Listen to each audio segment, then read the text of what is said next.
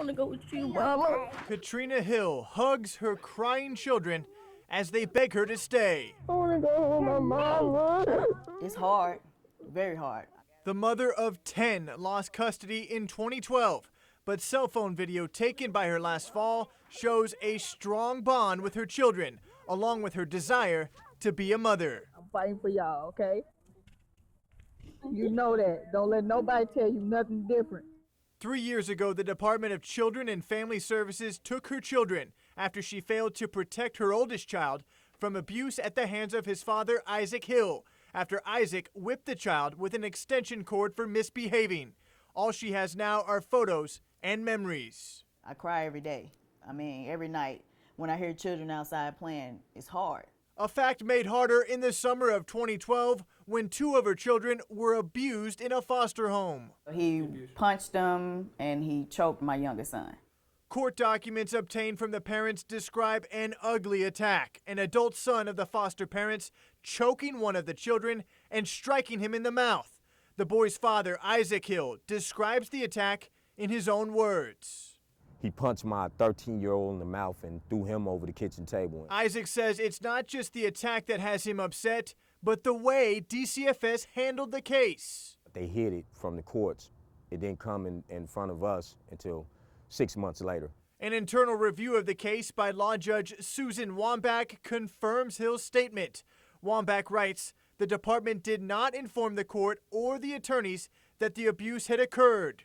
I interviewed Loyola University professor and child law expert Bruce Boyer to get his opinion on DCFS's apparent mishandling of the foster home abuse. And that is certainly a cause for concern.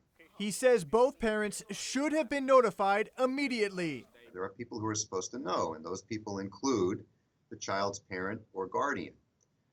That did not appear to happen until a number of months after the foster care placement was disrupted as a consequence of something that happened in the home. Katrina and Isaac claim DCFS tried to cover up the incident, asking the oldest child to remain quiet. He had to fight this and deal with this for 6 months, and he had his caseworkers telling him not to say anything to us or anyone else. Isaac and Katrina say only after the abuse was made public did DCFS seek to terminate their parental rights, a decision that Boyer finds confusing.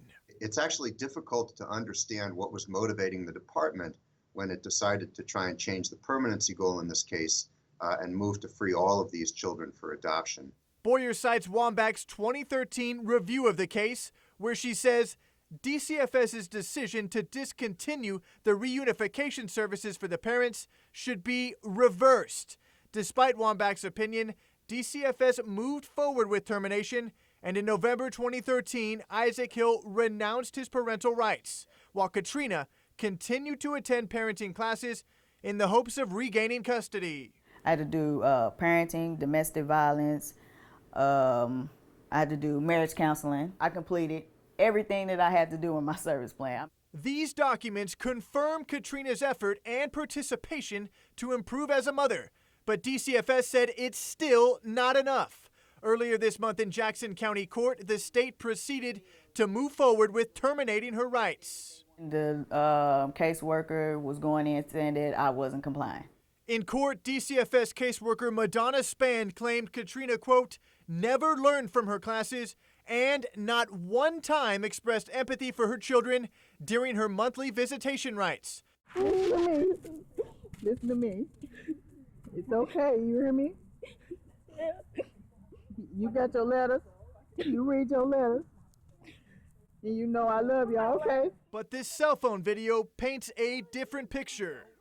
While Katrina continues to fight, recent documents obtained by News 3 show the foster care abuse continues. In January, Katrina's daughter was removed from a home after she was repeatedly beaten. My oldest daughter was taken out of her home because she was being abused. And, I mean, they're not facing up to what they've been doing to my children.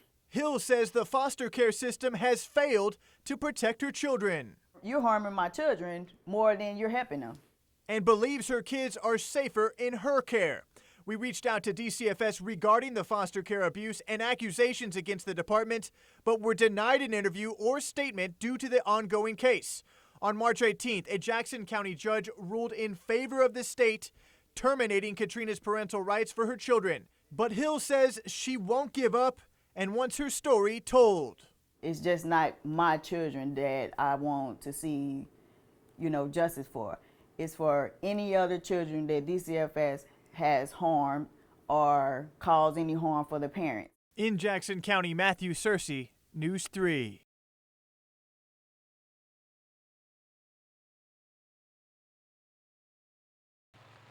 You took her from good parents and turned around and give it to somebody, and now she's dead.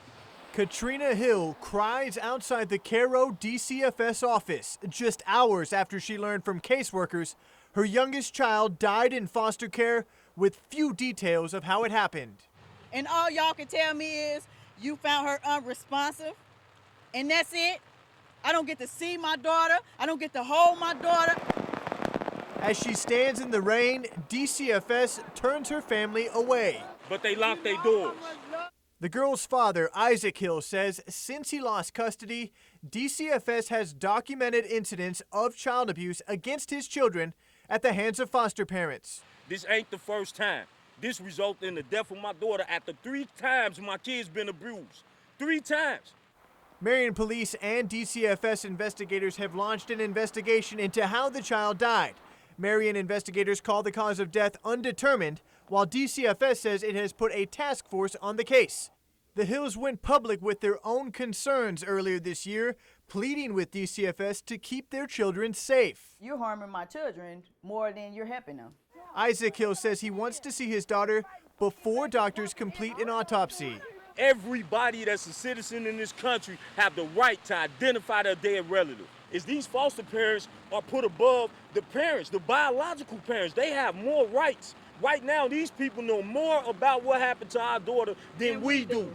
Katrina and other family members say they want their children back. They don't want harm to come to another child. And don't tell me that she ain't a good mother. Her kids was alive when they was with her. I know that much. I have 9 other children besides my dead baby. I want my children home before they end up dead with these foster parents.